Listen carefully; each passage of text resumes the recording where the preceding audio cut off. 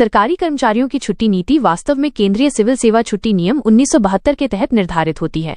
इसमें विभिन्न प्रकार की छुट्टियों का प्रावधान है, जैसे वार्षिक छुट्टी, आकस्मिक छुट्टी, चिकित्सा छुट्टी और विशेष छुट्टी। ये नियम समय समय पर संशोधित होते रहते हैं, लेकिन कोई बड़ा परिवर्तन आधिकारिक चैनलों से घोषित होता है, न कि अनधिकृत स्रोतों से। सरकारी छुट्टी व्यवस्था की वास्तविकता। भारत सरकार के कर्मचारियों के लिए छुट्टी की व्यवस्था पहले से ही व्यापक है। केंद्रीय कर्मचारी को वर्ष में 30 दिन की वार्षिक छुट्टी मिलती है, जिसे अगले वर्ष में जमा किया जा सकता है। आकस्मिक छुट्टी के लिए 8 दिन का प्रावधान है। चिकित्सा छुट्टी अलग से मिलती है।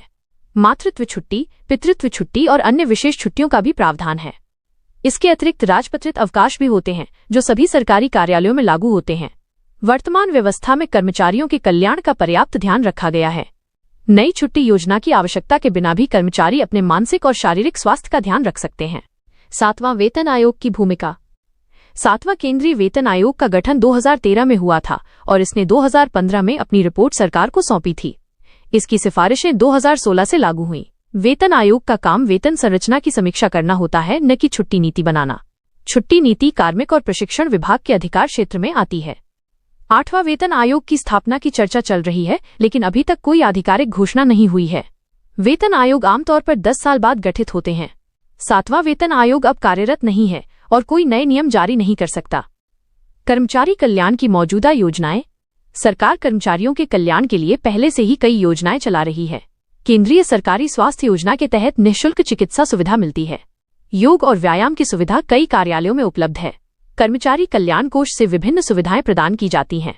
मानसिक स्वास्थ्य के लिए परामर्श सेवाएं भी उपलब्ध हैं। कार्यस्थल पर तनाव प्रबंधन के लिए नियमित कार्यशालाएं आयोजित होती हैं। फ्लेक्सी टाइम और वर्क फ्रॉम होम की सुविधा भी कई विभागों में शुरू की गई है। ये सभी उपाय कर्मचारी कल्याण के लिए पर्याप्त हैं। भ्रामक जानकारी की पहचान।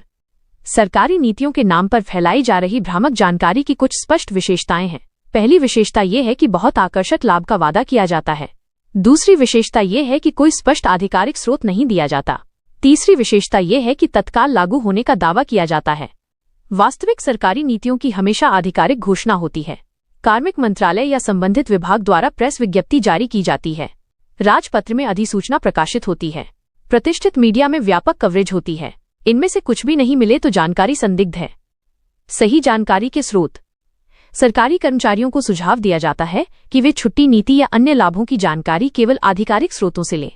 कार्मिक और प्रशिक्षण विभाग की वेबसाइट पर सभी नियम उपलब्ध हैं। अपने विभाग के प्रशासनिक अधिकारी से भी पूछ सकते हैं। कर्मचारी संघों के नेता भी सही जानकारी दे सकते हैं।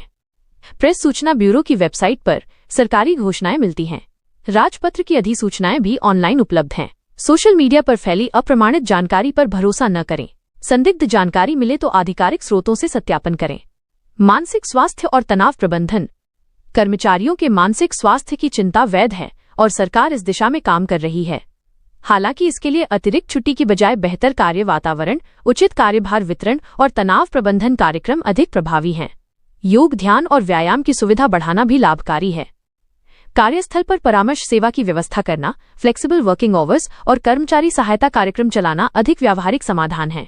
अनावश्यक छुट्टी से काम प्रभावित हो सकता है, जबकि बेहतर कार्य संस्कृति से उत्पादकता भी बढ़ती है। कार्य संस्कृति में सुधार। सरकारी विभागों में कार्य संस्कृति में सुधार की निरंतर आवश्यकता है। डिजिटलीकरण से कई काम आसान हो गए हैं, लेकिन अभी भी सुधार की गुंजाइश है। कर्मचारी प्रशिक्षण कार्यक्रम, कौशल विकास और नई तकनीक का उपयोग काम के बोझ को कम करने में मदद कर सकता है। टीम वर्क को बढ़ावा देना, पारदर्शी मूल्यांकन प्रणाली और उचित प्रोत्साहन व्यवस्था से कर्मचारी संतुष्टि बढ़ाई जा सकती है। नेतृत्व विकास कार्यक्रम से अधिकारियों की प्रबंधन क्षमता भी बेहतर होती है। ये सभी उपाय अतिरिक्त छुट्टी से अधिक प्रभावी हैं। आर्थिक प्रभाव का विश्लेषण। यदि वास्तव में ऐसी कोई योजना आती भी तो इसका आर्थिक प्रभाव भी देखना होगा। अतिरिक्त छुट्टी का मतलब है कम काम के दिन और अधिक वेतन लागत। सरकारी सेवाओं की गुणवत्ता और गति पर भी नकारात्मक प्रभाव पड़ सकता है। जनता को सेवाओं में देरी का सामना करना पड़ सकता है। बेहतर ये होगा कि कार्य दक्षता बढ़ाने पर ध्यान दिया जाए। ऑटोमेशन, बेहतर प्रक्रिया और कुशल प्रबंधन से काम तेजी से हो सकता है। इससे कर्मचारियों का तनाव भी कम होगा और सेवा की गुणवत्ता भी बेहतर होगी। भविष्य की दिशा और सुझाव। सरकारी कर्मचारियों के कल्याण के लिए व्यापक दृष्टिकोण अपनाना आवश्यक है। केवल छुट्टी बढ़ाने से समस्या का समाधान नहीं होगा। कार्यस्थल का माहौल, प्रबंधन शैली, तकनीकी सहायता और व्यक्तिगत विकास के अवसर सभी महत्वपूर्ण हैं। नियमित सर्वेक्षण करके कर्मचारियों की वास्तविक समस्याओं की पहचान करनी चाहिए। उनके सुझावों को सुनकर व्यावहारिक समाधान निकालना चाहिए। कल्याण कार्यक्रम को अधिक व्यापक और प्रभावी बनाना चाहिए। स्वास्थ्य जांच, फिटनेस सुविधा और पारिवारिक सहायता भी शामिल करनी चाहिए। सरकारी कर्मचारी देश की रीढ़ हैं और उनके कल्याण की चिंता स्वाभाविक है। हालांकि भ्रामक जानकारी के आधार पर गलत अपेक्षाएं रखना उचित नहीं है। वास्तविक नीति निर्माण एक जटिल प्रक्रिया है जिसमें विभिन्न कारकों का ध्यान रखना पड़ता है। तत्काल और आकर्षक लाभ के दावे आमतौर पर संदिग्ध होते हैं। कर्मचारियों को सुझाव दिया जाता है कि वे भ्रामक जानकारी के चक्कर में न पड़ें और केवल आधिकारिक स्रोतों पर भरोसा करें। वर्तमान सुविधाओं का बेहतर उपयोग करें और अपने मानसिक तथा शारीरिक स्वास्थ्य का ध्यान रखें। संदिग्ध जानकारी को आगे साझा करने से बचें, क्योंकि इससे अन्य लोग भी भ्रम में पड़ सकते हैं।